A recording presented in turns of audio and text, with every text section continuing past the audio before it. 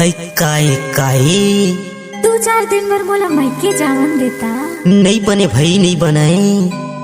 ऐ देखा था भैया हो मालूम झोला वाले मोबाइल नंबर 7247469688। के दाई काबरी गुसाए ते मोरे बर ए नोनी के दाई काबरी गुसाए ते मोरे बर। डीजे कमलेश मालूम झोला वाले मोबाइल नंबर 7247469688। ये काबरी गुसाए ते मोरे बर काबरी गुसाए ते मोरे बरी वो ए नोनी के दाई काबरी गुसाए ते मोरे बर ए नोनी के दाई काबरी गुसाए ते मोरे बर। ए बाबू के दादा भारी गुस्सा लागे तोर बर। ए बाबू के दादा भारी गुस्सा लागे तोर बर। गुठिया ना नहीं गुठिया गुठिया ना नहीं गुठिया।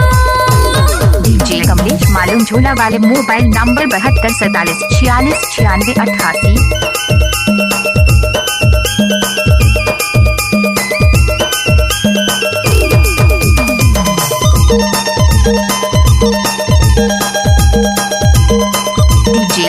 मालूम झोला वाले मोबाइल नंबर 7247469688। बैठे हवास बैगलाया घूमड़ हाके हवास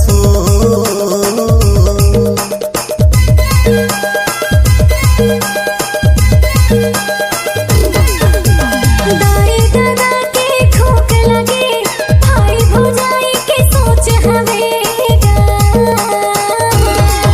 ए नोनी के दाई काबरी गुसाए ते मोरे बर ए नोनी के दाई काबरी गुसाए ते मोरे बर। ए बाबू के दादा भारी गुस्सा लागे तोर बर। ए बाबू के दादा भारी गुस्सा लागे तोर बर।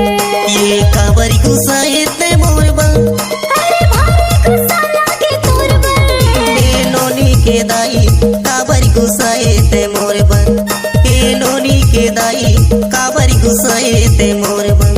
ए बाबू के दादा भारी गुस्सा लागे तोर बर। ए बाबू के दादा भारी गुस्सा लागे तोर बर। डीजे कमलेश मालूम झोला वाले मोबाइल नंबर 7247469688।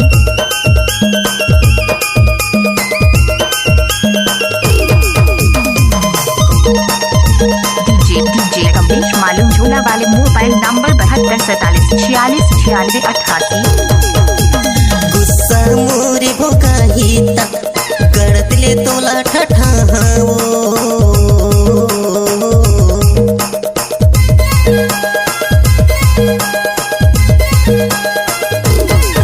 अरे कैसे कैसे गुठिया था राजा भारी डर मोला लागे जोड़े। ए नोनी के दाई काबरी गुसाए ते मोर बर ए नोनी के दाई काबरी गुसाए ते मोर बर। ए बाबू के दादा भारी गुस्सा लागे तोर बर। ए बाबू के दादा भारी माया हावे तोर बर। ए काबरी गुसाए ते मोर बर डीजे कमलेश मालूम झोला वाले मोबाइल नंबर 7247469688। गुसाए ते मोर बर ए नोनी के दाई काबरी गुसाए ते मोर बर। ए बाबू के दादा भारी गुस्सा लागे तोर बर। ए बाबू के दादा भारी गुस्सा लागे तोर बर।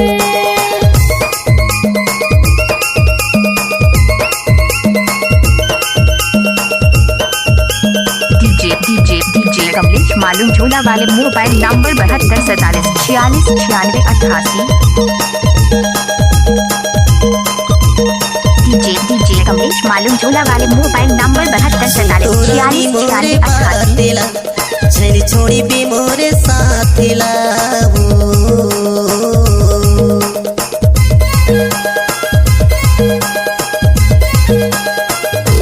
सुनना अभी अभी मैं के जावन दे 2-4